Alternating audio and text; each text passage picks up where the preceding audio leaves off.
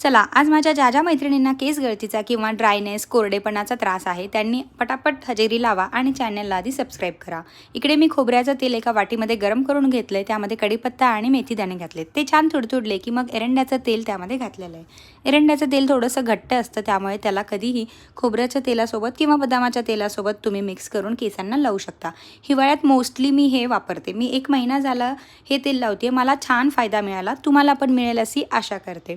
तर बघा, हे तेल केस छान विंचरून घेतल्याच्या नंतर सर्क्युलर मोशनमध्ये मसाज करत पूर्ण स्कॅल्पवरती लावायचं आहे. नंतर लेन्सलासुद्धा लावायचं आहे. 5 ते 10 मिनटं केसांना मसाज करणं अनिवार्य आहे. तर त्यानंतर मी थोडंसं व्हिटॅमिन डीसुद्धा घेतलं. मी आदल्या दिवशी केसांना तेल लावून नेक्स्ट डे हेअर वॉश करणार होते. तुम्ही रात्री लावून सकाळीसुद्धा हेअर वॉश करू शकता. तर केस धुतल्यानंतर ड्राय करताना काळजी घ्यायची आहे, ती म्हणजे तुम्हाला अलगद हाताने सॉफ्टली केस ड्राय करायचे आहेत. घासून किंवा चोळून ड्राय करायचे नाही आहेत. माझे केस ड्राय झाल्यानंतर काही असे दिसत होते. सॉफ्ट, शायनी, सिल्की आणि एकदम केसांमध्ये जीव आल्यासारखं वाटत होतं.